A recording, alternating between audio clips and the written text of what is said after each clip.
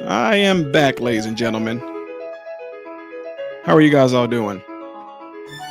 Hopefully, everybody is doing all well.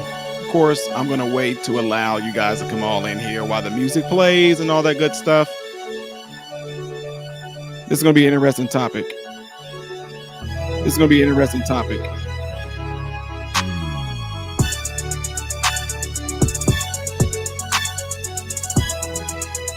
It's like an angry man.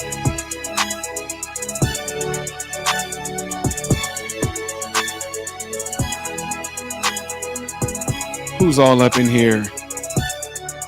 Red is back. Welcome back, sis.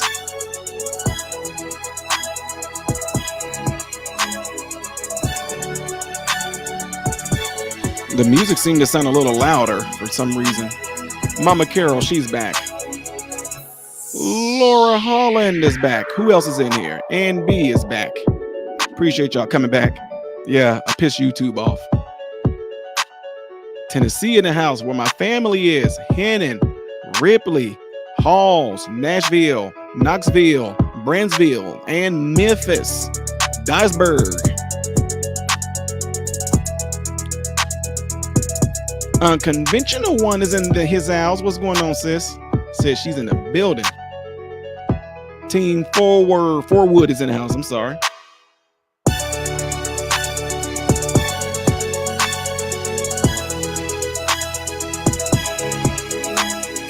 Mama Carol says she knew I would be back. So she's still hollering.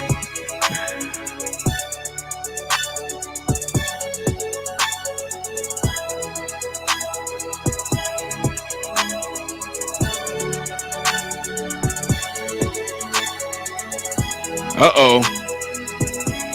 We starting already. This is going to be touchy. Well, for some people, it's going to be. Vicky Washburn says, love the music. Yep, that's all composed by me. All of it is. That's all done by me on this piano right here. Everything you hear in there, the music and all that, the strings, everything, that was done by me on that keyboard right there. Yep, Victoria, that's my music.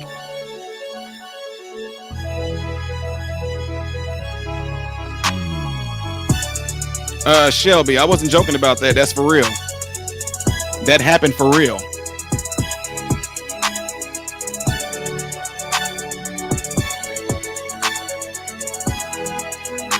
That wasn't a joke. I mean, she identified as a bitch.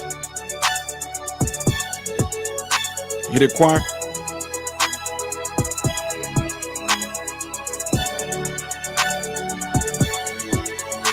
Yep, that's all mine. I listen to that every morning when I'm on my way to work. It sets the tone of my day.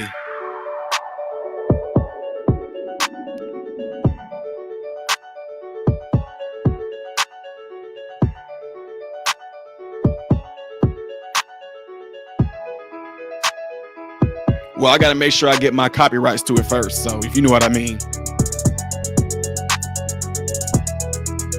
I got a copyright, Mama Carol. You already know me.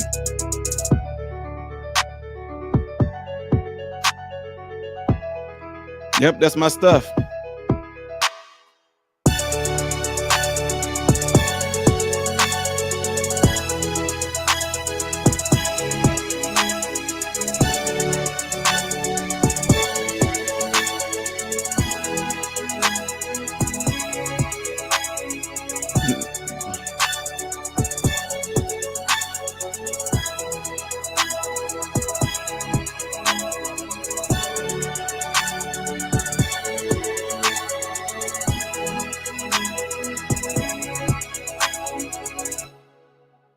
What? Wow, that's terrible. Dread Assembly, oh my God.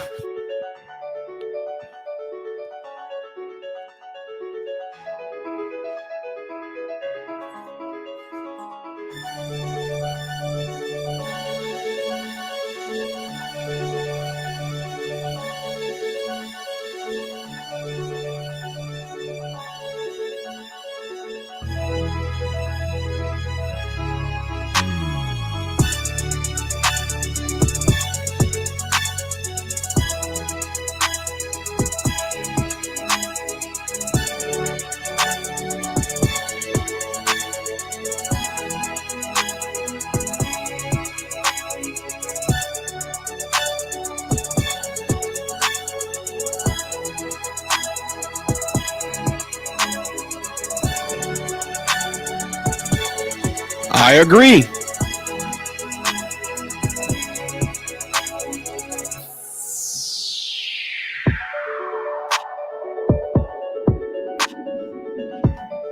I'm gonna let this play one more round through, ladies and gentlemen. Then we're gonna get into this topic right here. I'm just allowing people to get notified.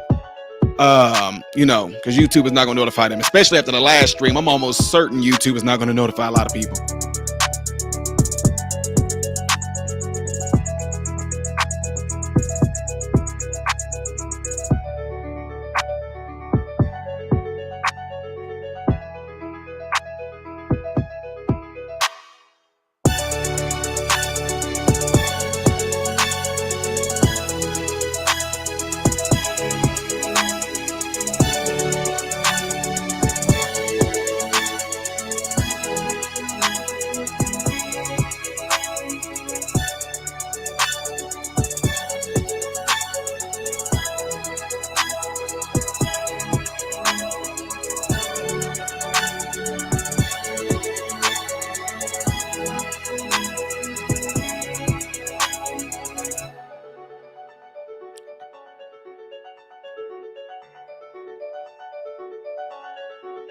One more again. I'm gonna let this play through another round, then we're gonna get into this topic right here.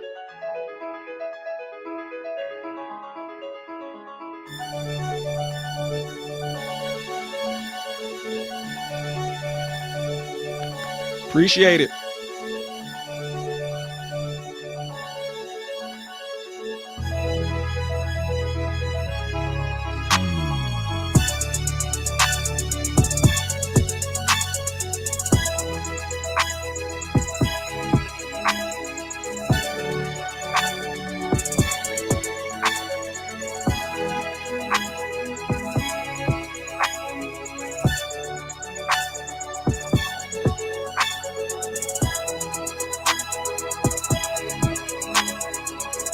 We'll be starting here in a little bit, ladies and gentlemen.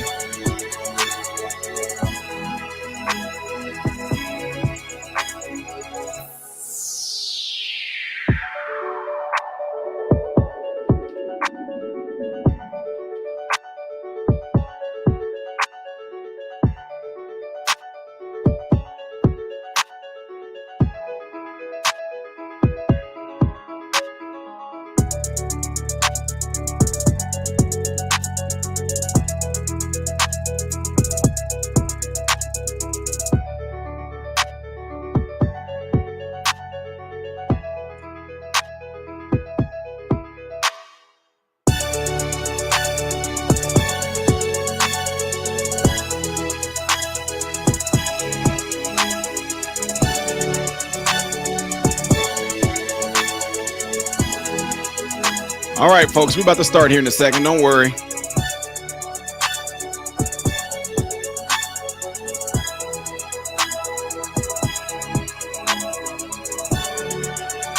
Team Forwood. Hey, I appreciate that.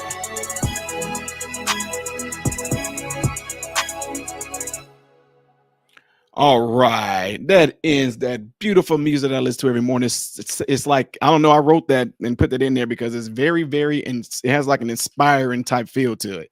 Like I can just, I don't know, it's this thing that I do every morning. I don't know if you guys do this, but I definitely do this where I picture myself going in and seeing my patients in the morning, seeing it and being in the meeting.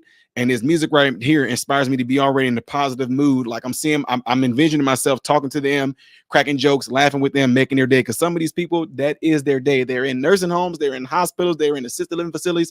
I got to go and visit, make sure these people are being treated right by my company that I represent, et cetera, et cetera. And I have these things in my mind, seeing these people talking to me cracking jokes with them, leaving lasting memories with these people while this music is playing. I don't know. I'm weird like that. So, no, you said have I named it? And I just call it I don't know. I don't have a name for it yet. I really don't. Now, with that being said, I am Ty Smith, known as Modern Renaissance Man, and welcome to my channel, Modern Renaissance Man. If this is your first time visiting, and appreciate you coming in here, do me a favor though, everybody that's in there, make sure and double check that you are subscribed to the channel.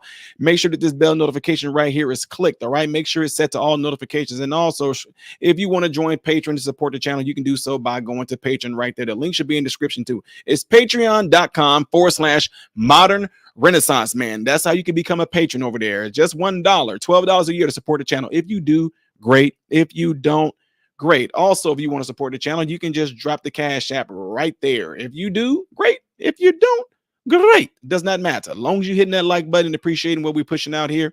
That right there, ladies and gentlemen, is all I ask for. That is free and don't cost you nothing. And like my moderator Red said right here, and hats off to you for being here, sis, and holding it down. Says subscribe if you have not, and click the notification bell to all. Appreciate that. Now, let's get ready to get into this subject right here, which I knew it wasn't going to draw a lot of people, which is completely fine because folks don't, I mean, they got their reasons. I mean, it's completely fine. Some folks just don't want to hear about this. Some folks do. With that being said, this whole notion right here that I have on here in this title, it says happy wife, happy life, right? And I have wrong. Come in here, why?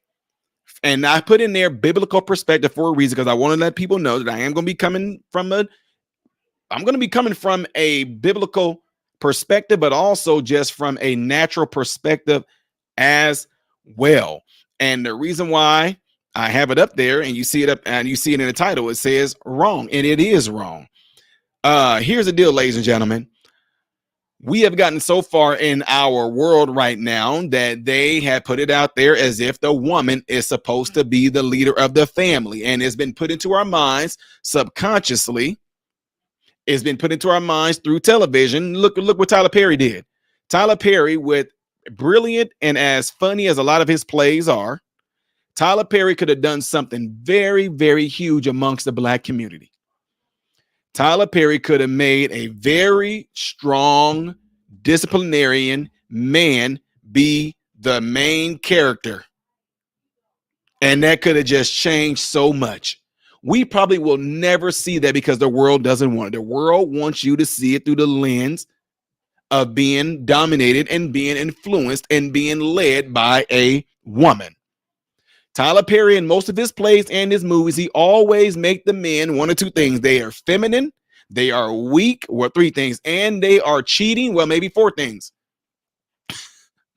And they're always soft.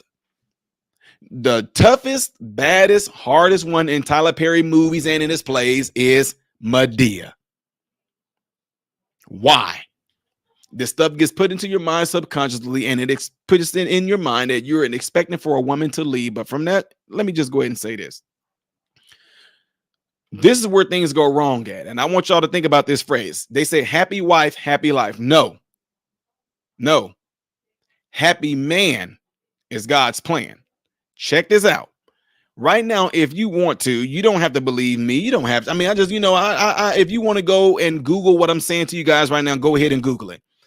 God created Adam, and Adam named all, y'all know the story. He named the animals. He's dwelling with God. Adam never even complained. Adam was just being Adam and living his life is what Adam was doing. God looked and saw Adam and all the things that Adam was doing. And God is the one that said, you know what? It's not good that man be alone. This is what God said. God said, it is not good for the man to be alone. So what did he do? He put Adam in a deep sleep. And a lot of you guys all know this. Hold on, let me see. You know what? We can do this, y'all. Okay. We can do this. Let me see.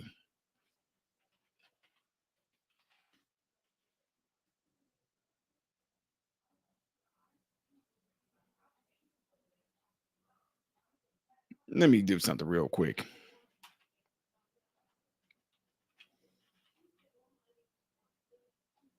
What I'm getting ready to do here is actually just bring up the scripture right here for you guys. All right. Let's see something here. I'm gonna share this screen with y'all. Y'all thinking like, what is this dude doing? Well, I'm about to show you, like Strange J said, let me show you what I am talking about. Some of y'all have no idea what I'm saying right now. That's from the movie Boomerang. Awesome movie, by the way. All right. Let me see when it gets to talking about Adam and Eve in here. Let's see.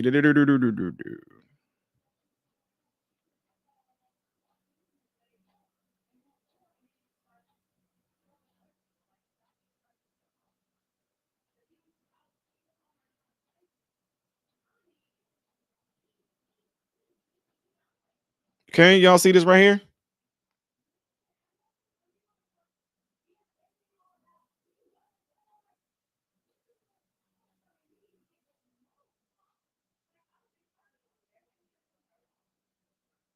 All right, so right there, I don't know if y'all can see verse 18. Wait a minute, what is going on with my mouse? Okay, right there in verse 18, right here, it says, "And the Lord said, it is not good that the man should be alone. I will make him a helpmeet." Now, right there, I know that may seem like a very small gesture right there. He said, "It is good for the man not to be alone. I will make him a helpmeet." Let me tell y'all something. Listen to this real close because I don't want you ladies to get offended because we definitely gonna go into this. All right, check this out. If you working like my world in the medical field, there are people out there that have lost their leg, right? Right? They lost their leg. They can't walk right. If I was to say to you, it's not good that this person has one leg. I'm going to give them a prosthesis to help them. Y'all follow me? So the thing is, the prosthesis was made to help the person. The prosthesis was not made to be equal with that person. The prosthesis was not made to be just as dominant as that person. It was not. The prosthesis was made to help that person. So we go back to that Bible verse right there already from the jump. Okay? Because I know a lot of people about to get, oh boy. And the Lord said, "It is not good that the man should be alone. I will make him an helpmeet." For who? For him. I will make him a helpmeet for him. I will make you a prosthesis for you to help you. Okay. And the Lord caused, it says in 21, I'm here, and the Lord caused a deep sleep to fall upon Adam, and he slept, and he took one of his ribs and closed up the flesh instead thereof. And the rib which the Lord God had taken from man made he a woman and brought her into the man. And Adam said, "This is now," check this out. This is what y'all got to understand right here. Adam said, look, he said, he talking to the woman. He said, "This is bone of who bone? My bone. And she is flesh of my flesh." Right? That's what Adam said. "You're bone of my bone and you're flesh of my flesh." That's what Adam said. And he said, "She shall be called woman because she was taken out of man." And then check this out. And it goes on to tell us right there. And it said, "Therefore shall a man leave his father and mother and shall cleave unto his wife, and they shall be one flesh." And that right there, ladies and gentlemen, already is telling you some things that I'm about to just delve into right here. No woman should be out there trying to find a man. Woo! Shout right there.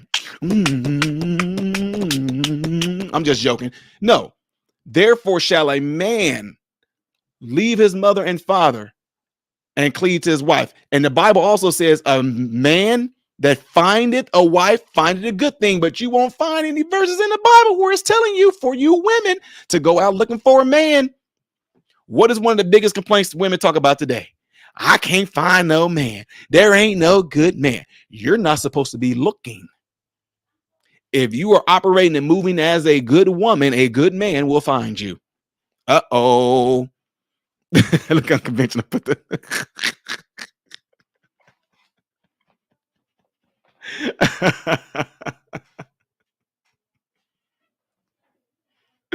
oh, look at that.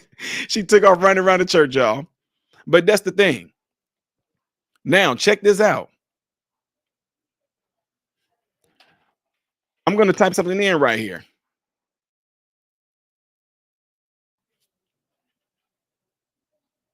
Genesis 3:16 is where I'm getting ready to take y'all.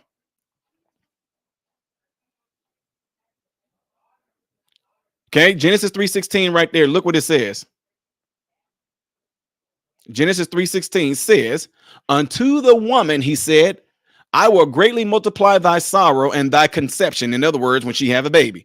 He said, "In sorrow thou shalt bring forth children, and thy desire shall be to thy husband, and he shall rule over thee." Now, ladies and gentlemen, some of y'all will get straight ticked off and get ready to get mad because of that verse right there. He said, your desire shall be to your husband, and he shall rule over thee. It didn't say that your desire is going to be, I'm getting my own money, I'm getting my own car, I'm getting so I can be equal to the man. He said, and he shall rule over thee. Your desire is to be to your husband, and your husband is to rule over you. Now, here's the deal. Here's the deal.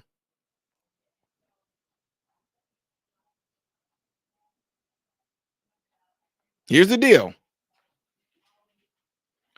When you see that word rule over you, y'all instantly rule over me. Ain't no man, no man to be ruling up. You are missing the point. It's not talking about ruling like this misogyny stuff that y'all see. People, I'm the man, I'm macho. You woman, you shut up. You have baby, shut up. Sit down, shut up, woman. No, we're not talking about that. When you hear the word rule, what do you associate the word rule with? You associate it with a king, right? So when you say to rule over you, it's not talking about like making you like some dang on. So I just got to sit there and be barefoot in the kitchen cooking. It's not talking about that, because a real king that rules his kingdom, he does everything he needs to do to make sure that that kingdom is taken care of. I know.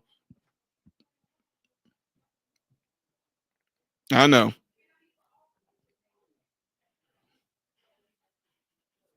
I know. Some of y'all don't hear that part. Y'all hear rule and y'all instantly get offended like he just about to sit there and just no. Again, for the ones in the back, somebody just told me, can I say it again? Okay, in my text. Okay. I said this. I said, when you think about the word rule, you associate the word rule with some type of king. Y'all say kings rule over this, they rule over that. Kings that rule over, and if they're a good king, they make sure that their kingdom is taken care of. Okay. Now, check this out. When you look up that word husband, let me tell you what the Lord, let me tell you what he said about the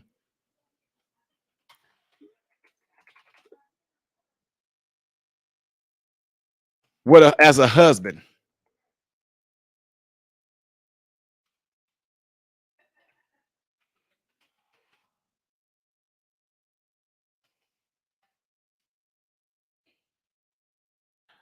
Ephesians 5 and 25, right? I'll show it to you. I'm sorry. It says, husbands, love your wives, even as Christ also loved the church and gave himself for it. Y'all seeing this too, right? I know y'all see this. I know you see it. I know you see it because it's right there in your face. Colossians 3:19. Husbands, love your wives and be not bitter against them. Now tell me this, ladies and gentlemen, if that Bible is telling me to love my wife and give myself like Christ gave himself for the church, that right there automatically should eliminate any of you ladies that might try to come back and say, ain't no man gonna rule over me, ain't no man gonna, because if the man is supposed to love you, and now here we go, I'm gonna tell y'all something else. For you women that want to sit there and say things like, I think the Lord Jesus Christ, who is the head of my life, that's a lie. Uh-oh. If you're married, Jesus Christ is not the head of your life. I know. I know it. I'm just telling you what the Bible says. When you're talking about being the head, Jesus ain't the head of you. He established that in the garden. He made the woman for the man. He made the man for himself. Uh-oh, I know. Oh boy. He made the woman for the man. That's why Jesus is not the head of your life. God is the head of Christ. Christ is the head of the man. The man is the head of the woman. So when you got women talking about the Lord Savior Jesus Christ is the head of your life, no, he's not. If you are not in order of how God set it up when it comes to your marriage, you're out of order. Okay. I know I got some folks texting me. Hold on.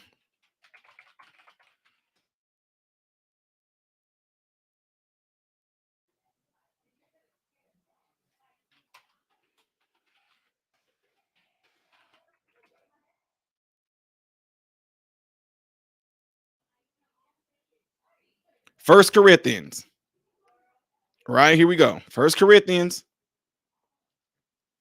11:3. But I would have you know that the head of every man is Christ, and the head of the woman is the man, and the head of Christ is God.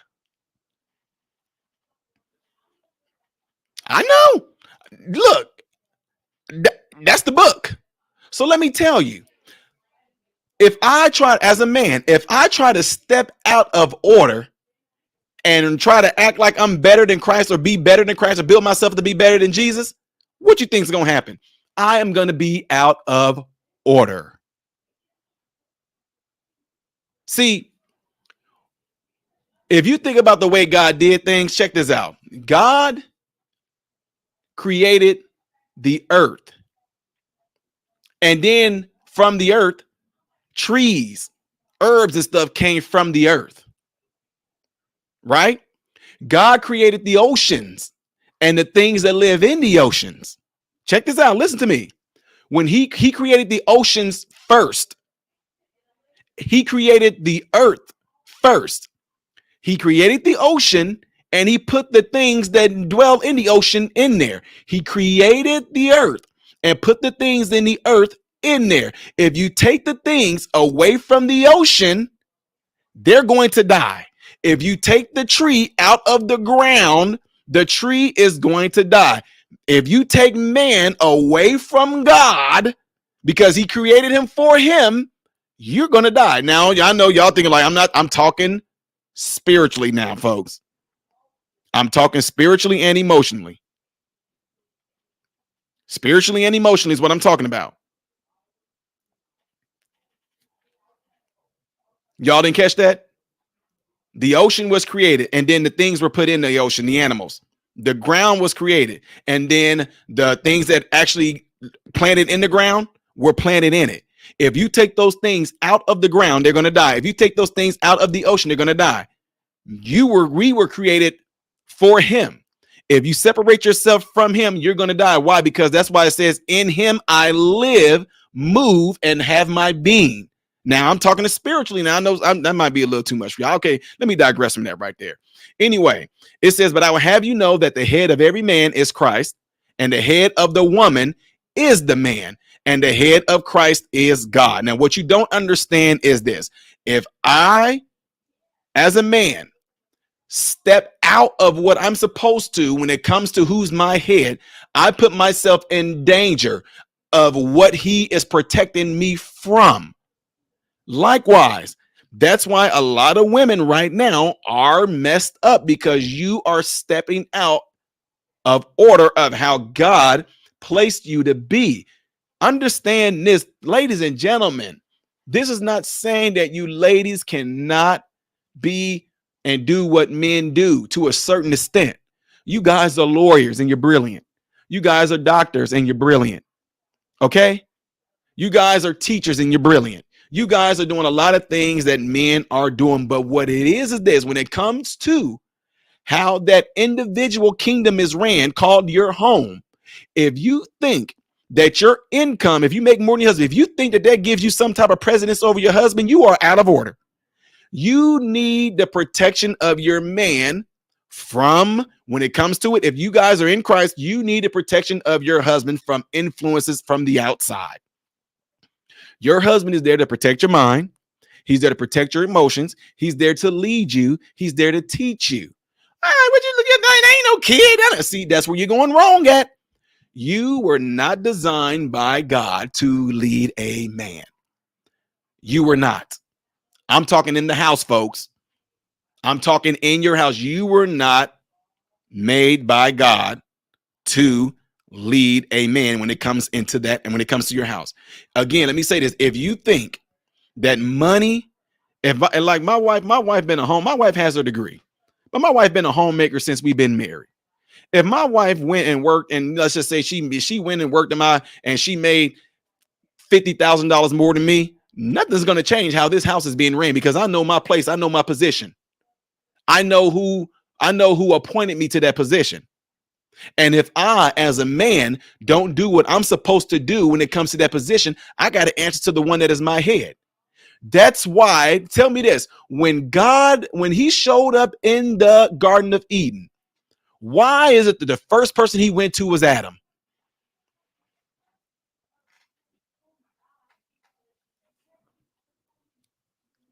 Why did God bypass Eve and he went to Adam? Why? He said, Adam, what the heck? What did you do? And look what Adam did. It's this woman you gave me, God. It's this woman. And then God said, okay, let me talk to her. What did you do? Well, it was the serpent.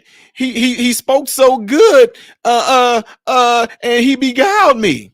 And then God turned right to Adam, and guess what he said to Adam? I'm gonna y'all. Let me show you what God said to Adam.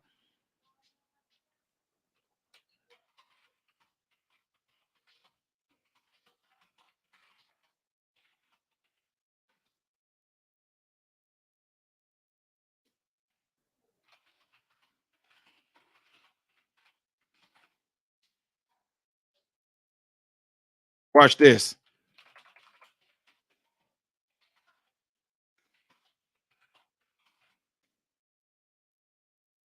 Check this out. Genesis 3:17.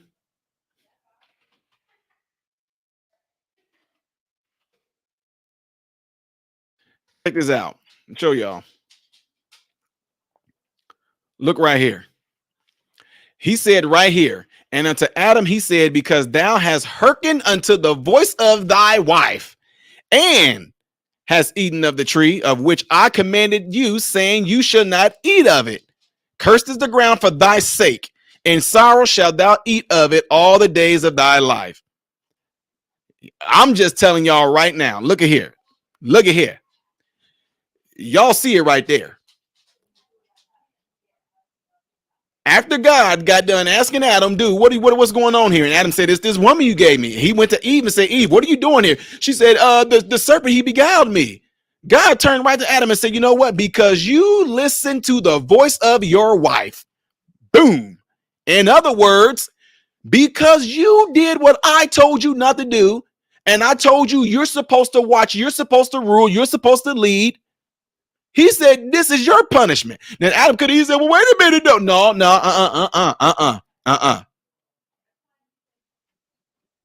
No.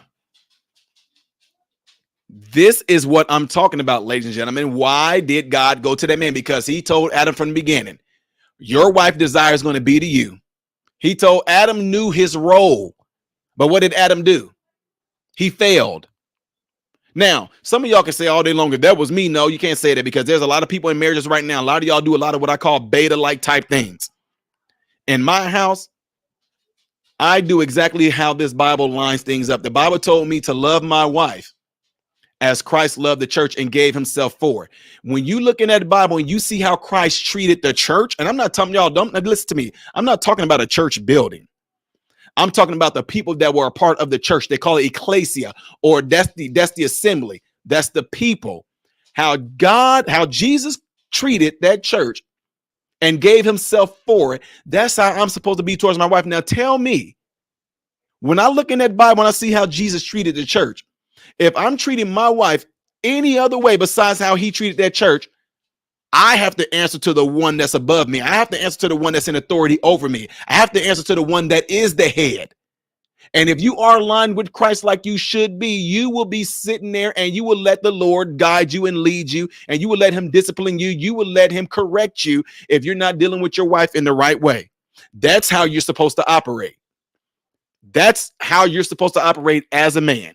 If you are trying to be this dominating, domineering, you just do what I say, you just have my babies and shut up woman, that is not how Christ treated the church.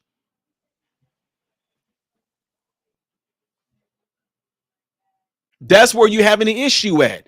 Ladies and gentlemen, listen to me. Ladies, this is how they got you guys. Right now, y'all got something called a feminist movement or something like that. And all this stuff is about look at the words that they're using right now in today's world. They keep on hitting you guys with equality, equality, equality, equality. That right there within itself is a certain type of religion that goes against exactly what the Bible says. If you are, listen, I'm not talking, look, whatever you believe in, that's completely fine with you. But when I'm talking about people that's supposed to be under the umbrella of Christianity, if you are a woman under the umbrella of Christianity and you think that you're supposed to have equal and equality of a man, you are out of order. And it's dangerous for you. You can be easily influenced by the angels. In fact, this doctrine of feminism to try to make you equal to a man anyway is a doctrine of the devil anyway.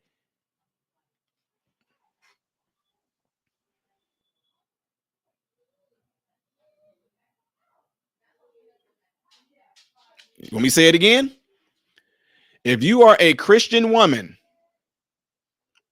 and you're following the preaching and the teachings of this feminist movement as a Christian woman and you believe in that, you are out of order.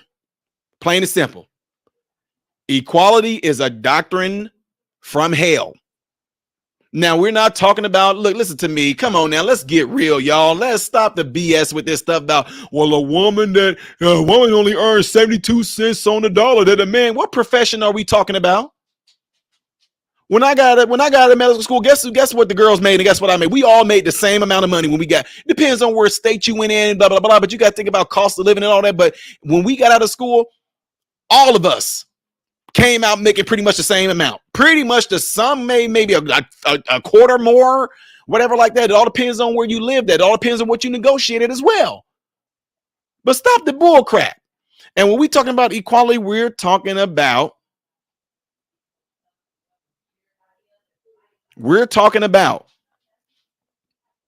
as far as the household goes.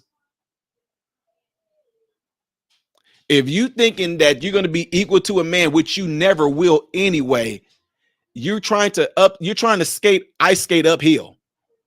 You're going to struggle. It's going to be bad. It's going to get you in the end. The feminist movement is straight from a serpent's doctrine. Oh, you don't believe me? Y'all can Google this right now. When Eve ended up being approached by the serpent, guess what the serpent told her? The serpent told her, hey, you eat from that tree, guess what? You won't surely die. He said, you won't surely die.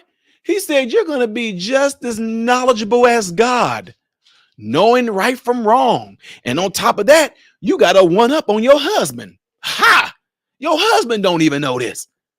So just think about this. That's going to place you above that man. Adam don't even know the knowledge of good and evil. But you going to know the knowledge of good and evil, Eve. You're going to be way more wise. You're going to be smarter. You're going to know more than your own husband. But not only that, the more trickery that came into it is that after Eve did it, she convinced her husband to do it. In other words, she convinced her husband to believe in a doctrine that the serpent told her. Right now, you got a bunch of men that's simping for these women because these women sitting there telling you little weak jellyback husbands, look at this. Look at this. And you better eat it too. Eat this doctrine. Eat this new age feminism. Eat this new modernism feminism. Eat this, husband. Eat it. And then you man gonna end up eating it too. And then y'all get mad at folks like me who's telling you to grab your stuff and stand up and be a man. You will sit there and protect that woman all day who's sitting there putting that nonsense in your head that the serpent put in Eve way back then. Not in my house. Time out. No, it's not gonna happen. Not in this house. See, that's the issue, though, is that a lot of men don't know what their role is before they step out and want to try to become a man in a marriage. I don't care what it is. You can call it what you want to. What I don't want to come into this house won't come in here. What ideology, whatever rhetoric, whatever narrative that the world might be pushing, if that stuff, and they always do this, though. They always do this. They always try to get you through your wife, if you don't know this. Back in the 70s and the 60s, They always made sure that before they tried to come and sell you anything, whatever like that, they always made sure that the husbands were gone and at work. You want to know why?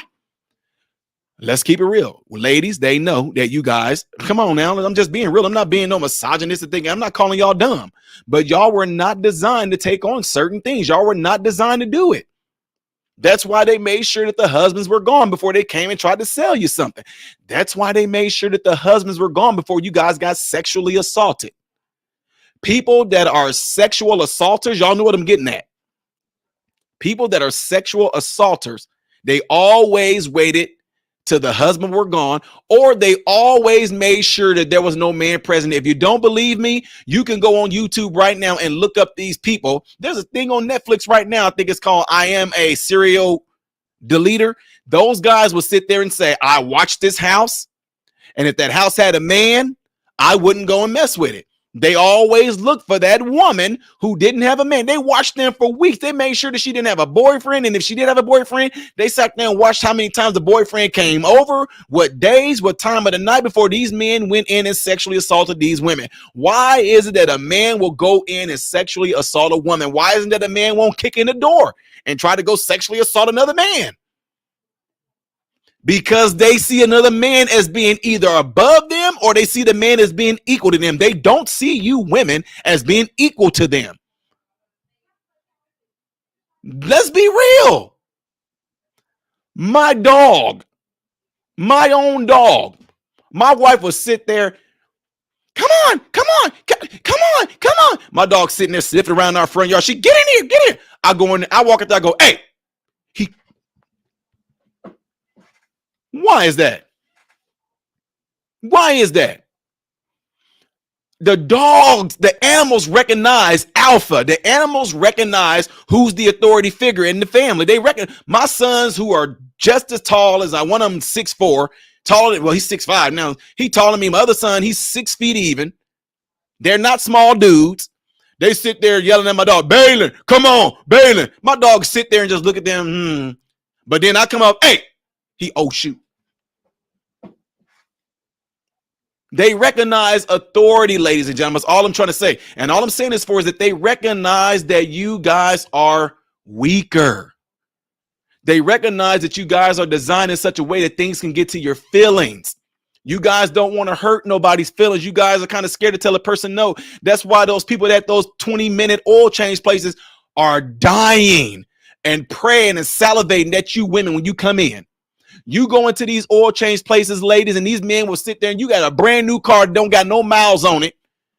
You end up getting a 3,000 miles on your brand new car and you go take it in for an oil change. Them men that come up to you, so we did the oil change, but we found some sludge in your intake valves. We found that your fuel injectors got some corrosion on it, too much carbon buildup. But lucky for you, today we're running a special to where we can take care of all of that just for $100 more. And you ladies are, oh yeah, I definitely want. People like me, and we like, dude, no. We'll tell them, man, dude, I just got this car. 3,000 miles on. You telling me my fuel injectors already got this stuff on there already, man? Are you serious? That's what I'm trying to tell you, ladies. That's what we men are there for as husbands. We are there to love you like Christ loved the church, and we're giving ourselves for the sake of you. We're watching over you. We're protecting you. We're making sure that you're not being taken advantage of. We're making sure that you're not being sexually assaulted. What are we talking about here? Who gets sexually assaulted, men or women? And who gets, come on now, who gets sexually assaulted more? And I'm not going to say the word because YouTube's going to flag me for it. Y'all know what I'm talking about. When you get overpowered and the man forces himself in, men or women? Come on now, it's women. Why? Because y'all are weaker. Y'all are weaker. You are the weaker vessel, as the Bible says. And I'm going to tell you something else. I'm going to show you something else, how you got something spiritually influenced.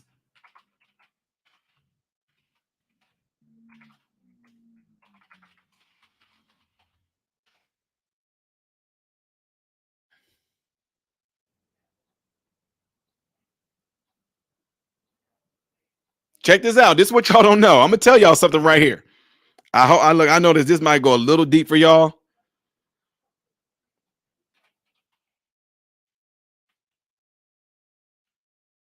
First Corinthians. I'm going to this one, man. I'm at First Corinthians 11 and 10. I want y'all to check this out. Share the screen with y'all. Look at this. Uh-oh. This says First Corinthians 10. It says, for this cause ought the woman to have power on her head because of the angel. Uh-oh. Listen to this. Let me see if I can bring up the whole thing with Corinthians.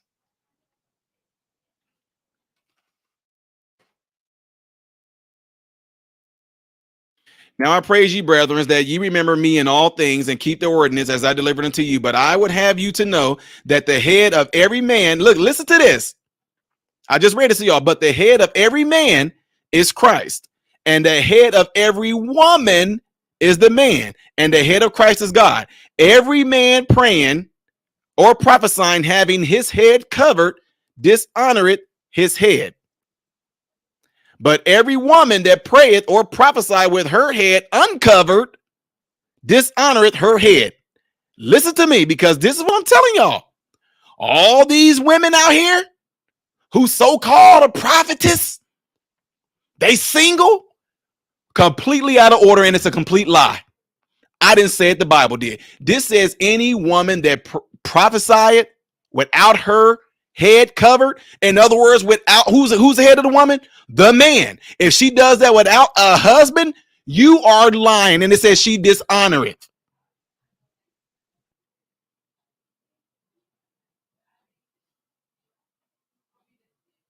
But look at this. It says, for if the woman be not covered, in other words, not married, having a husband, let her also be shorn. But if it be a shame for a woman to be shorn or shaven, let her be covered. For indeed ought not to, so it says, for a man indeed ought not to cover his head, for as much as he is the image and the glory of God. But the woman is the glory of the man. Here we go again. The man is the glory, for as much as he is the image and the glory of God. It didn't say we. This is where some of y'all about to get straight mad. Look, that Bible says that I'm sorry. The Bible says that the man, he is the image and the glory of God. The woman is the image and the glory of the man. So when you sit there and say that we are made in God's image, no, we are not. Only men are made in God's image. You guys came from us. You're made in our image, but you guys got a different type of parts that we do. But the man was made in God's. I didn't say this. The book said it. Well, Ty, no, don't try to westernize this stuff. It's clearly made, right? Okay, somebody said, I'm sorry. I thought y'all was seeing this. I thought y'all was seeing that. My bad. For the man is not of the woman, but the woman is of the man. Neither was the man created for the woman, but the woman for the man. Y'all seeing this, right? Nope. Evelyn, that's not the Bible. Evelyn, I'm sorry. You said both men and women are made in God's image. That's not what this Bible says. That's not what this Bible says. This Bible says right there in verse 7 right here. Make sure y'all seeing that. You see where it says, do you see verse 7? Verse 7 says, for a man indeed ought not to cover his head. It says, for as much as he is the image and the glory of God. But the woman is what? The woman is the glory of man. It says, for the man is not of the woman, but the woman of the man. Neither was the man created for the woman, but the woman for the man. For this cause ought the women to have power over her head. In other words, amen, because of the angels. Now, that is a really peculiar verse right there. That is a very peculiar verse right here. Number 10. Look what verse 10 says.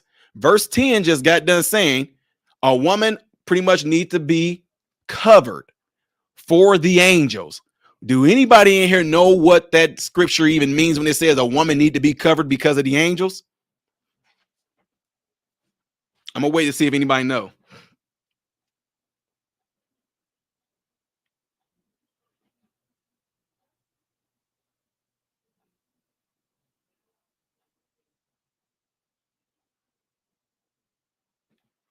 Verse 10 says, "For this cause ought the woman to have power on her head." She needs to have that power. Is the power of the woman having over her head is because of the man. Mama Carol, you got it right.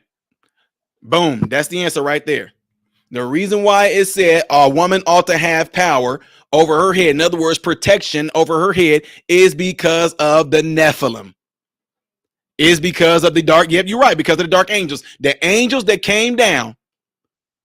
The angels that came down and pretty much did what the serpent did in the garden, tricked the women, and the women slept with these angels, and they end up producing something called Nephilim. Now, check this out. Yep, binary, you got it. You got it. It's Nephilim. Now, check this out. I'm going to share something else with y'all.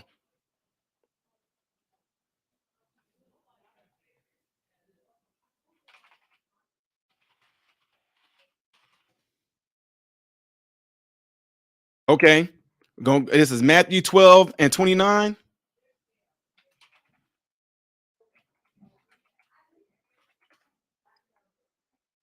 Okay, let me share this with y'all again. Matthew 12 and 29. Check this out. Matthew 12 and 29 says right here, or else. Okay, check this out. This says in 28, verse 28 right here. Let me see if y'all can see this. Okay, y'all can see that. Verse 28 says right here, "But if I cast out devils by the Spirit of God, then the kingdom of God is come to you." He said, or else, how can one enter into a what man's house?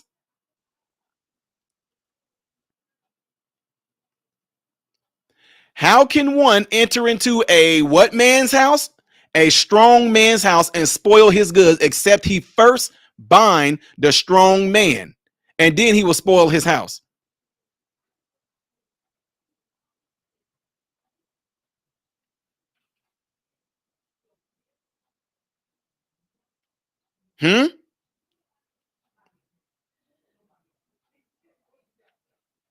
Strong man. Y'all do know the Bible was pretty clear about men and women, right? Mystery Seeker, you own it, buddy, with the Giants. Yep. Oh, I can go further and let y'all know that there is no female angels. I ain't even gonna get into all that. Y'all would be mad. I know it would throw y'all off, because I know that the world made little figurines and little trinkets and all that. There are no female angels. There are no female angels. But we gonna leave that alone. We gonna leave that alone. It said that it must first overtake the strong man. It didn't say a strong woman. And what the world has done, the world has taken this and they brought in welfare. They brought in welfare. And now they want the women to be the ones holding on the household, because they know that they can control you women. Incentivize everything. In other words, the government has become you women's covering. And it is proved, because y'all are doing everything that man spirit government is telling y'all to do. The government is encouraging you women that y'all think that you think that you're the head of your home as a single woman, as a single mother. You really think that you are not the head of your home. You are slave to those that are incentivizing you. You are still being ran. You are still being ruled, period. Why? Because you were designed to. You are following the leadership of daddy government. What are we talking about? You really think that was created to really help y'all? No, it was created to run y'all. Because guess what? The minute you let a man come into that house, what do they tell y'all? We cutting all this stuff off that we giving you. Come on, I know what I'm talking about. Come on. We need some help. We need some assistance.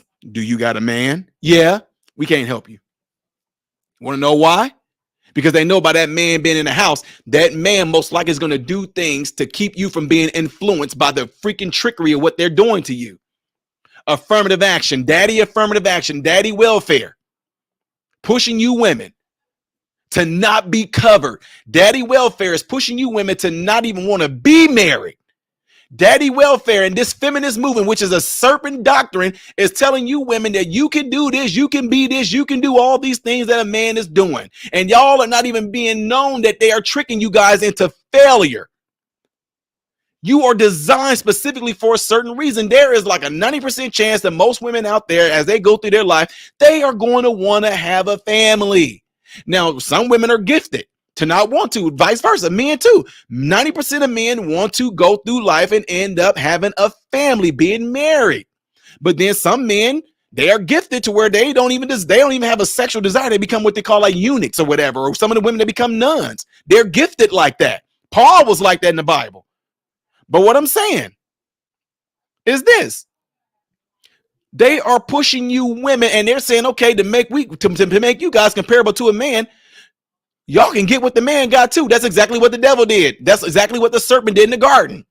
You can be just as smart as God. Not only are you going to be equal to Adam, you're going to be over Adam. He's selling y'all the same exact bull crap. And the end of it is to destroy and make life sorrowful and hard for you women. I know what I'm talking about. A man can go down the same exact path that you women do. The man can go through life. He can get a career. You women can get a career. That man can make $100,000. You ladies can make $100,000. That man can get his own car. You ladies can get your own car. That man can get his own home. You women can have your own home. But by the time you ladies reach that, and by the time that man reached that man can go and get him a wife. You ladies that are in your 40s and all that, you most likely are not going to go and get your husband to start a family because don't no man want no woman in her 40s. Let's keep it real. By the time a man reaches his career peak in his mid 30s or he get into his early 40s and he reached his career peak and a woman does the same thing, that man can go marry a woman that's 30. He can marry a woman that's 25, but a woman that's in her 40s cannot do that because don't no young dude most likely won't no older woman. And if there is a real man that wants to be with a woman in her 40s and he wants to be a good husband to her and he wants to have a family, he knows that there's a good chance that he's not going to be able to because she's in her 40s. She's going to be premenopausal. Her having children is going to be strongly affected by that. And there's a good chance she won't be able to have that many. So you're not going to ever be equal. Ladies, listen to me. I'm trying to help y'all. You women can only have children up to a certain age. Now, we're not talking about Sarah in the Bible. We're not talking about some of these, these anomalies where a woman might have a baby in her 60s who didn't go through menopause. But you guys start to shut down having your ovulation and all that stuff when you get into your 40s. You go through something called premenopause. Then you go through menopause where your eggs are completely gone. But guess what? A man will be able to create until the day he dies. Men never stop producing sperm. Never. The man can be 90 years old and he still got swimmers in his sack, but not women. So you are never going to be, okay, that's what I'm saying. I know it makes them upset. You are never going to be equal. You won't be equal. You weren't designed to be equal. That's not me. That's the book. You were made for the man. The man was not made for you. So guess what y'all doing right now? You guys are getting tricked into this feminist movement that's telling you that you need to be putting out all these prerequisites for the man to be made for you when it wasn't for that. That's not God's desire. The woman was made for the man. The Bible says he that finds a wife finds a good thing. He that finds a wife finds a good thing. But in this crazy radical feminist movement, they got you guys all out here saying this man better be like this. He better have this. He better have that. Now, there's nothing wrong with wanting a good man at all. But my point is you're not going out there trying to make a man because he was not designed for you. You were designed for him. What do you hear all this stuff saying? I can't find a man. You're not supposed to be looking for one. If you are a good woman and you move in the way that God is wanting you to move, a man will find you And it most likely is going to be a good man, because if you are a good woman, most good women attract good men. And I'm not talking about some of these folks out here saying I'm a good woman and this man came into my life and he did something wrong. No, because most good women don't fall for the crazy trickery. Good women don't fall for that dumb stuff. They don't. But you know who fall for that nonsense? 304s. A lot of you 304s. So to take away from this, in order, if you want to see success as far as a marriage and everything goes, I'm not telling you guys, well, no, telling all Christian men. No, listen, take the Christianity part out of it. Take the so-called Christian man title out of it. And let's put it in there and say a man that is being led by God. The man that is being led by Jesus. Said Jesus is the head of the man. God is the head of Christ. Christ is the head of the man. Man is the head of the woman. If that man is being led by Christ and Christ is leading and truly guiding that man is going to do what Christ is telling him to do, which is to put his life on the line for you, which is to give his life for you. He that finds a wife finds a good thing, is what it says. So why do you think they're pushing these young women to get into all these crazy marriages? And not even, no. Why are you thinking they're pushing all these young women to go down this certain career path? Because they know in the end, it is set up to destroy you women. Y'all going to be in your 40s talking about, I can't get a man. Y'all, I promise you, check this out. Do you guys know what is the biggest diagnosis in assisted living, long-term care facilities, and skilled nurse facilities? Do y'all know what the biggest diagnosis is that most people in there have? Like 99% of all the people in long-term care facilities and skilled nursing facilities and assisted living facilities. Do you guys know what the biggest diagnosis is? Let me know if y'all know. And while you guys are getting ready to answer that, make sure you hit the like button.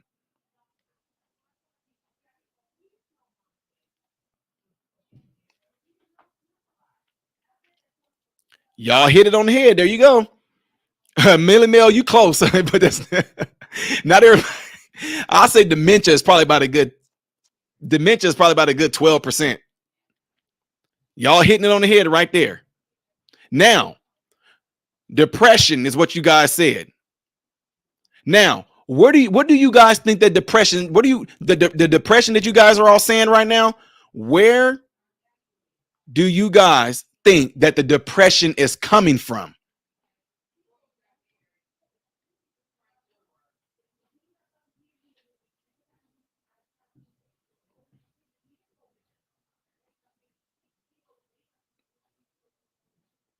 Where do y'all think the depression is coming from?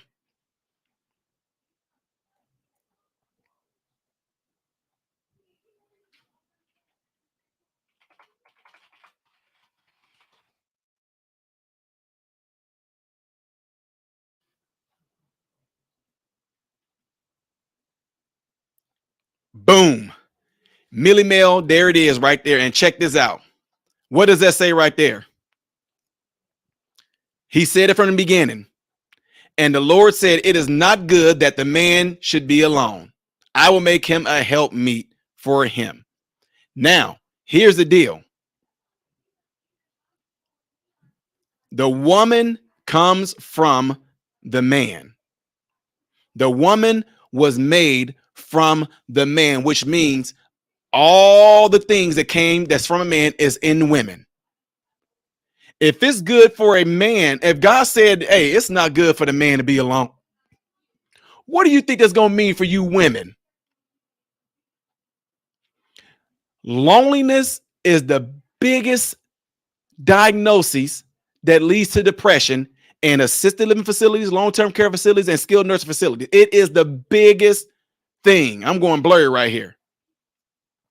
Loneliness is terrible. Why do you think that in order to break some of the most notorious, crazy, psychotic, degenerate criminals in the world that are in prison, why do you think they put them in solitary confinement? You don't think that these people read this Bible? You can break a lot of people. You can break most people. I don't care who you put them in solitary confinement, you will break them. Because that Bible said it is not good for the man to be alone. And that's why they put you in solitary confinement until they break you, and you will break. Being lonely is one of the most depressing challenge. It's the worst. It's sad to see these people in there. These people who have lived a fulfilled life. I'm talking women. They were wives. A lot of these people in the nursing home, they were career women too. They were wives. These men in the nursing homes as well. They had fulfilled lives. They worked. They had children. They got grandchildren. They're in the nursing home and nobody comes. Their biggest complaint is, I don't know why my daughter won't come and see me. I don't know why my son won't come and see me. I got grandchildren that are in their 30s and they won't come and see me. And they can come and show me the great grandchildren. Nobody wants to come and see. That is the biggest and most heartbreaking thing you can hear a lot of these patients that are in long-term care facilities, assisted facilities, and skilled nursing facilities say. It is terrible. They got pictures all on the wall of their family. That's all they get. Every single day looks exactly the same for them. There's no hope. There's nothing to look forward to. I'm telling you this for a reason. The reason I'm telling you this is ladies, women, especially women. They are putting you guys out of the order of how you were designed. And in the end, it is set up to destroy you. You're going to go through life and become that career woman, having all the money you want, having all the home, the cars and all that, being a boss, being a CEO, and you're going to get old. You are going to get old as a single woman too. No family to take care of you. I mean, these people had children. And these children got these people in nursing homes and skilled nursing facilities. You're single. You don't have a husband. You don't have any kids. Trust me when I tell you, your brothers and your sisters, they are not going to take care of you when you get older. You're going to end up in a nursing home and you are not going to have anybody that who you going to have on your wall. If I'm sitting here telling you guys that these people have family, generations of family that came from them. These women had 10 children. Their children had children. And if they got all these people on the walls and these people won't even come in there and visit you, what do you think is going to happen to you as a single woman when you get old and you end up in one of these assisted living facilities or these senior places and there's not going to be anyone to come and visit you? Oh, you're just going to be like, well, at least I went through life being the boss. At least I went through life having being the CEO. At least I went through, because guess what? In the end, nobody gives a good goddamn don't care about the things that you had. Experiences that family, that your own children, that your own husband, that your own wife, those experiences that you're going to get from those marriages and from that family of yours, there's nothing that's going to be able to equate from that when it comes to your goddamn own career, your cars, your homes and all that. It can't even equate to that. And that's why when you die, people that come to your funeral are only going to speak of memories and experiences that they had with you. Nobody's going to speak on your goddamn own cars and your home and the amount of money that you made. I've never been to one funeral in my life where anybody bragged about the person that's dead. Money. They never bragged about the person that's dead, their homes. They never bragged about the person that's dead, what type of title he had in the world. Did they? They say, I remember when we had this. I remember when we did this. I remember when he made me laugh. I remember when he took me out to get some pizza. I remember one day when he came in and we all had this going on and he brought us in some ice. That's what people are going to talk about at your funeral. Nobody's going to give a good goddamn don't care about the type of career that you had. Nobody. Your own job doesn't even care about that. I have a really great friend, Dr. Fanny. Shout out to you in Panama City. Brilliant man, heart surgeon. Okay, many years. Me and this man had a very good relationship. I was helping him with his neck because during surgery, the man kept on looking down for so long. He done it over a bunch of years. He became what we call kyphotic. His neck was stuck down like this. I worked on this man for months, straightening his neck out, strengthening the muscles in his neck and all this and that. And that. We became very good friends. He even sat on the board at the hospital. I told him, and we talked about family. He told me about his children and his grandchildren. But I had the opportunity to be out with them, and I actually had a conversation with the man's children who are grown-ups. And when they began to tell me different things about him, and we know that he's a doctor, we know that my dad is a surgeon, but what they didn't have was a dad. Dr. Finney, y'all can look him up, Dr. Finney in Panama City. Brilliant man. People in the hospital spaces end up getting pissed at me because I convinced that man to retire and live out the rest of his days with his family. Why would you? Dr. Finney said he owe it all to you, Ty.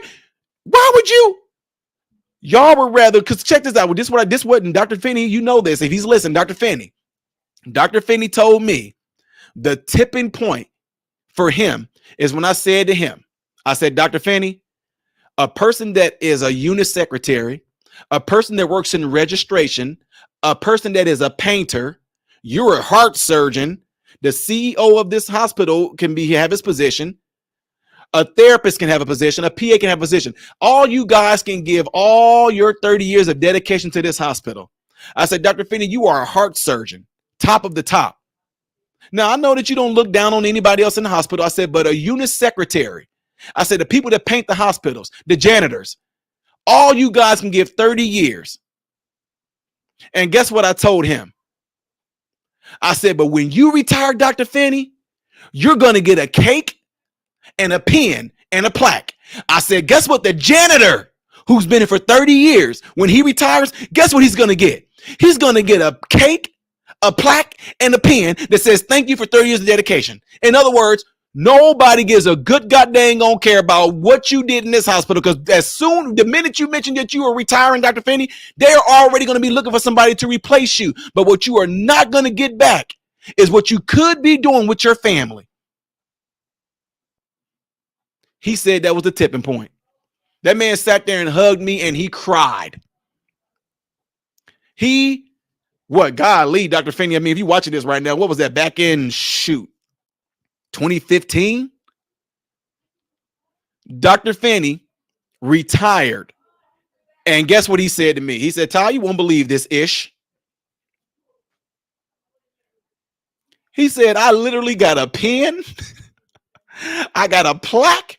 I got a cake. And then everybody from his department and different things like that, they all went out to eat, like at Schooners or out there on Pier Park. They all went out to eat and celebrated his retirement. After that, that was it. That was it. So what am I saying? This brilliant heart surgeon, he is going to have an outstanding, lasting memory that he's making with his current grown-up children and with his grandchildren, because that is what's going to matter the most. It's very important, ladies and gentlemen. All right.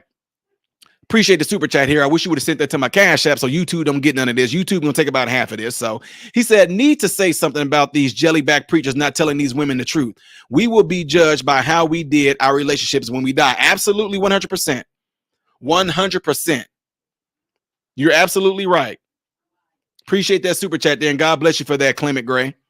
But guys, to get ready to close this thing out, one of the best things you guys can do right now, if you know of any young people that might be influenced by the current narrative or the current ideology, and they're supposed to be of the flock, in other words, they're supposed to be of the church, share this video with them.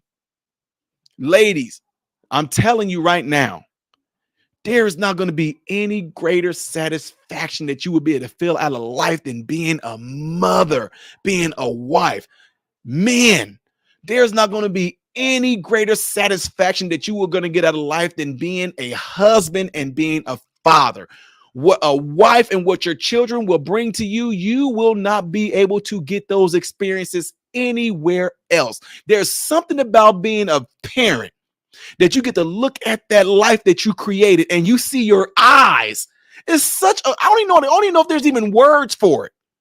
When I can look at my sons and see my eyebrows, I mean, my sons got the same eyebrows and even got the same little, like this eyebrow right here, the hair right here, it grows a little bit out to the side right there. My sons both have that trademark. To sit there and see my lips on, I can't even explain how amazing it is. To see your children go through these different developments, parts of life, there is nothing that can equate to that. There is not a car, there is not a career, there is not a home, there is nothing that can equate to that. There is nothing that can equate to you guys going on family vacation and you as a father, as a man, being able to sit back and watch your kids laugh and have fun and play. You get to sit back and watch your wife go through all these different experiences with the children. There's nothing crazy. Oh my God, are you kidding me? And the world wants to rob y'all of that. They want to rob y'all of that. They want to rob y'all of that so you can just go and work and say you gave 35 years of dedication. Here's a pen, a cake, and a plaque.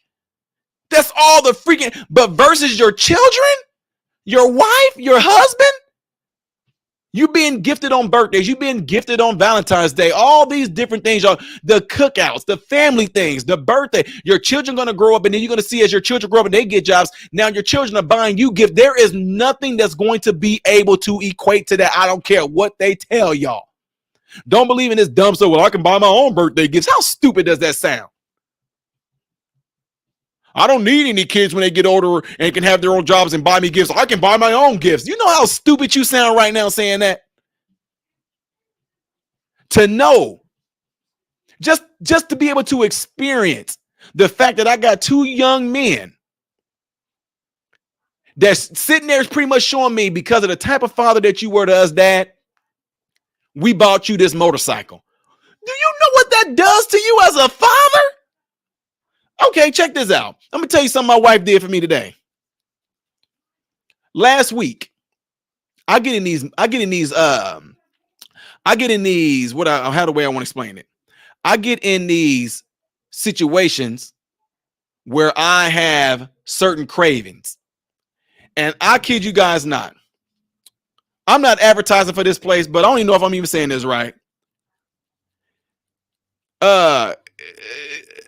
Ghirardelli makes some awesome caramel candy bars.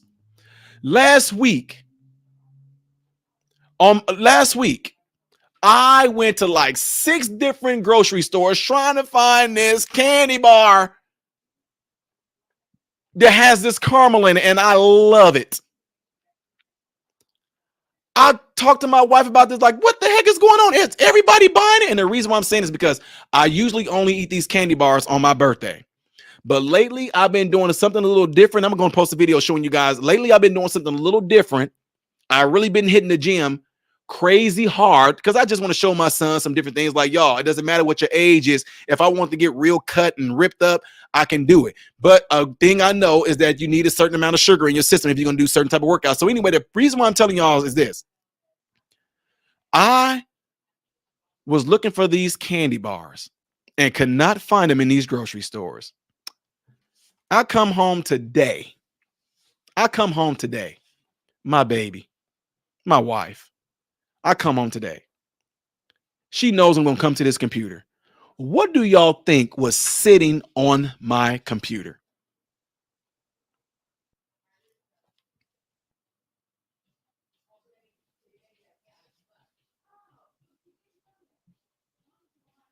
What do y'all think was sitting on my computer?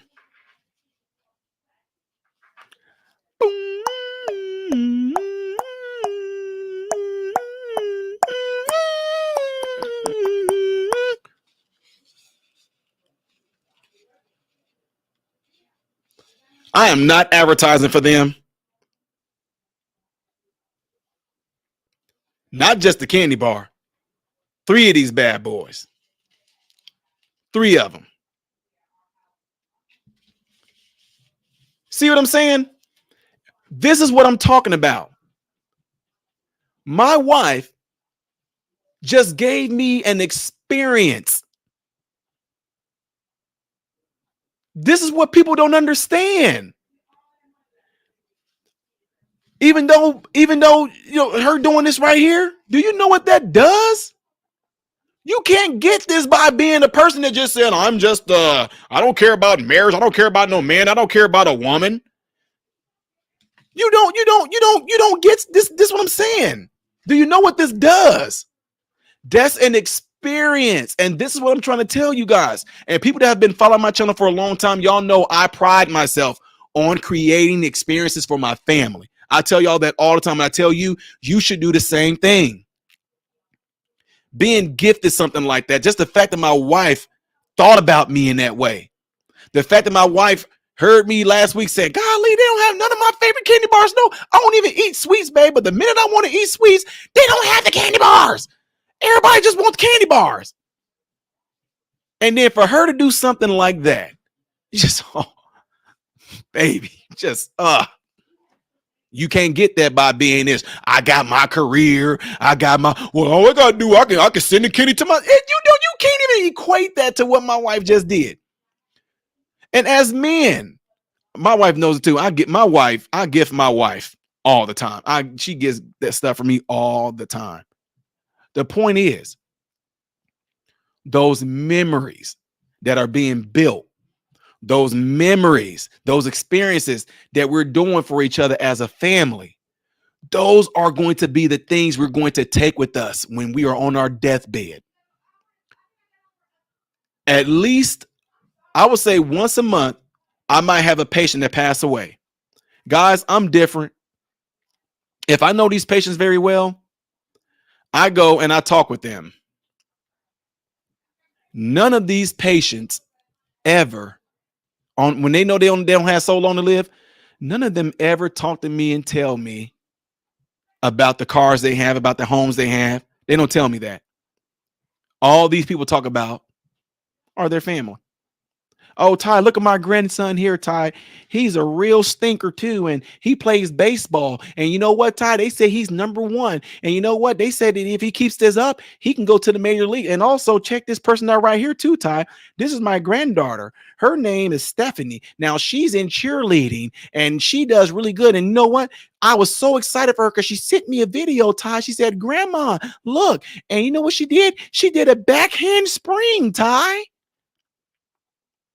That's what they talk to us about. They don't say, back in 1967, I had a car, and you know what? I had my own home, and I did it myself, Ty. I'm an independent woman, Ty. I don't need nobody's in these places on their deathbed saying anything like that.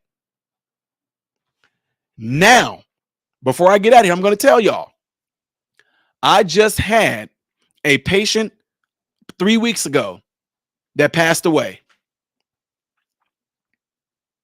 All this man talked about was his family, but it was it was hurtful. This man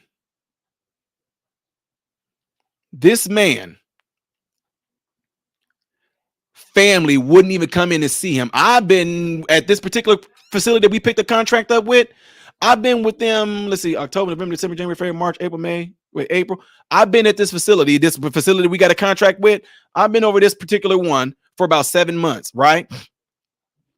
I never seen any family come in to this man. This man talked about his family, his children, his grandchildren, he even talked about a great grandchild. Nobody came in and saw this man. Look, I'm telling y'all, I don't care. And people that's in medicine know what I'm talking about. This man became so depressed that he literally gave up. There's something in medical field called failure to thrive. He gave up. He said, I don't want to eat. I don't want to drink. And you know what we have to do? You could tell them, hey man, come on now. When a person makes up their mind and they're that depressed and they're that far gone, when they feel like, look, I understand that I got staff around me, there's other residents here, but my own family don't want to come and see me. My own family. They do something called failure to thrive. They refuse all meals. They refuse all drinks. They refuse all medication. So guess what? We have to call in hospice. And hospice said, okay, well, we just gonna make him comfortable. And this man gave up and he died. And I kid you not,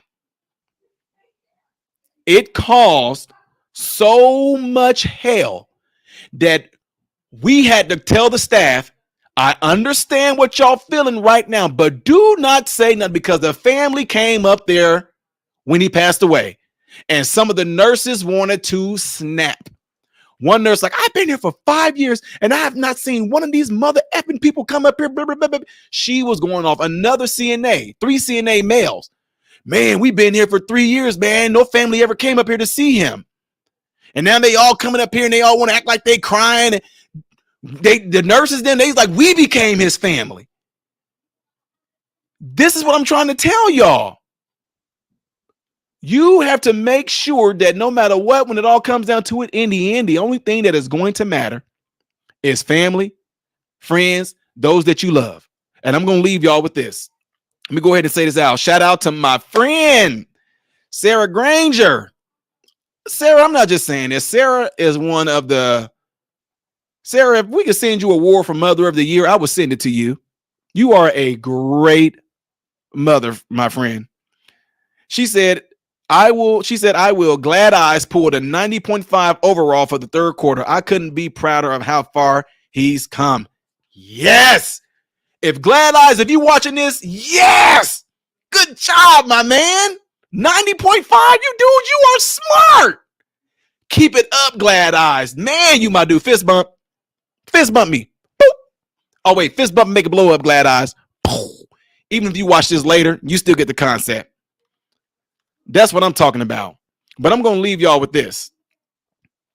In the Bible, Solomon, he talked about all the things that he did.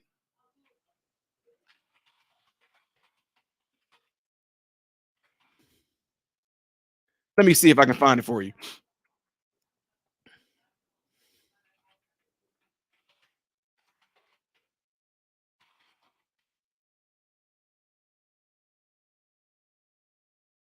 I'll find it for you guys.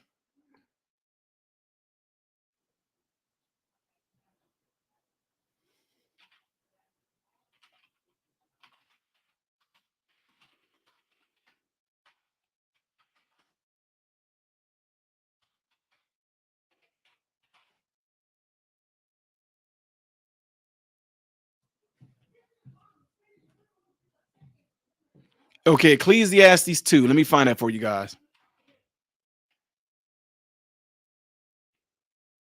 I'm going to leave y'all with this because I'm going to show y'all something here.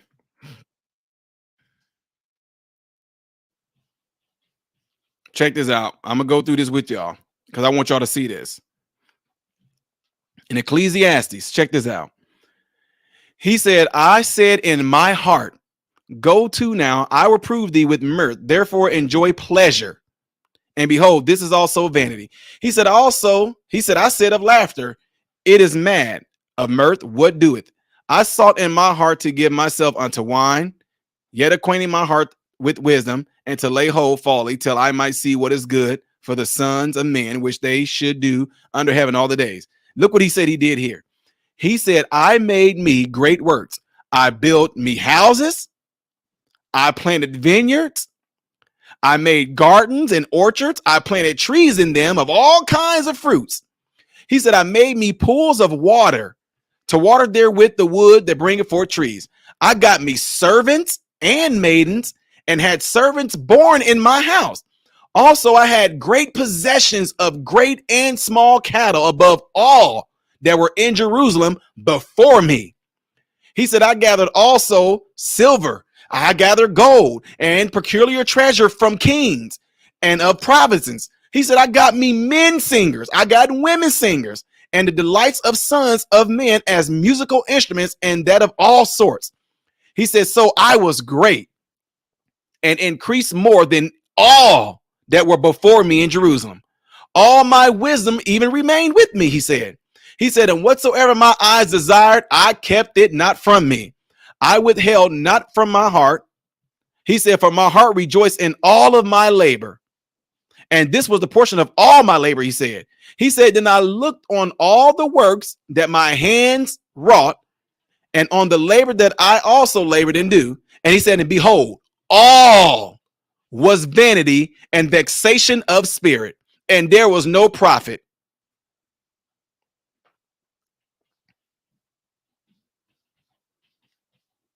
What do they push us to do? They push all of us to do all those things he just named off. And this is supposed to be the wisest man besides Jesus in the Bible. This man pretty much, I'm going to tell y'all in a modern word today. I'm going to say this to you guys in a modern way today. I have every last type of wine you can think of. I have every last type of champagne you can think of. I have 30 houses in every state. I have people that work for me in all those houses. I have every car you can think of from the year that it was made until the last year that it was made. I have pools in all my homes. I have all these things. But he said he found it all to be vanity and vexation and of no profit. So what the heck are you shooting for when you're trying to go after all these things when somebody did it for you and told you there's nothing to that? It's all vexation. And then he turned around and felt like he hated life. He said, because the work that is wrought under the sun is grievous unto me, for all is vanity and the vexation of spirit. He said he hated all those things that he did because when he died, he got to leave it to somebody else that didn't have to work for it.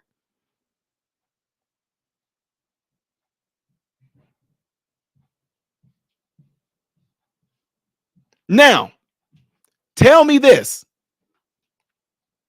Millie Mill, it is Ecclesiastes. It's Ecclesiastes, the second chapter, Ecclesiastes 2. And you can take it all the way down to verse 26. Now, check this out. I want y'all to focus on what it says in 24, though. This is what I'm trying to tell you about memories. Look what 24 says. Look what verse 24 says. He said, there is nothing better for a man than that he should eat and drink, and that he should make his soul enjoy good in his labor. In other words, ladies and gentlemen, make memories. He said, out of all that stuff, the best thing you can do is eat, drink. In other words, make memories with family. Why is it that every time we come together, what do? We're going to be eating and drinking and enjoying each other. It is not going to get any better than that. I promise you, it's not. It's not going to get any better than that, folks. That's why I already have it. I don't look. I got people that are, well, people would consider me to be rich. But anyway, I got people that are like way richer than I am. Right? Folks that got yachts and stuff. I don't care. I mean, I don't even want a yacht. I don't even want to buy no yacht. I'm just not a water person like that. I like being in the water like the beach and all that, but I'm not a person that, I'm gonna just go out in the boat and be on the yacht and just for fruit. That's not me. I'm adventurous. I want to be parasailing, jumping off of side cliffs into water, skiing. I'm one of those type of people. Skydiving, that's me. Right? But what I'm saying that for is once I learned the wisdom of those things right there,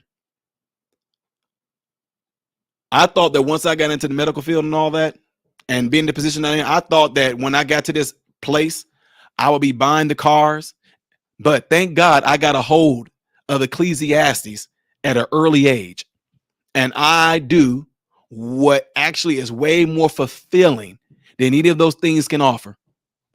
Having family and friends, eating, drinking, being merry, having fun, creating those memories. Nothing equates to that you could get materialistically, folks. Nothing. So stop going for it. Create memories, long-lasting memories, fun memories. That's what matters. I promise you, that's what matters. It's not going to get any better than that.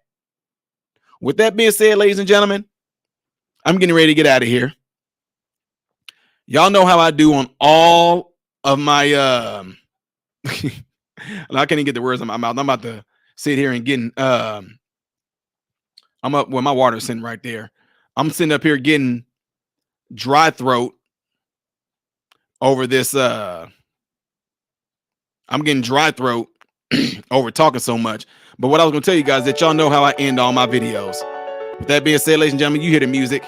I'm getting ready to get out of here. Appreciate y'all hanging out with me. Don't forget to hit the like button before you get out of here. Also, double check to make sure that you are subscribed to the channel. Check me out on Instagram. I'm on there as Modern Renaissance Man. With that being said, folks, I'm Ty Smith, Modern Renaissance Man, and I hope and pray that every last one of you guys have food, shelter, and clothing. And most of all, I hope and pray that every last one of you guys are in great health, mentally, physically, emotionally, and spiritually. God bless you all through Jesus.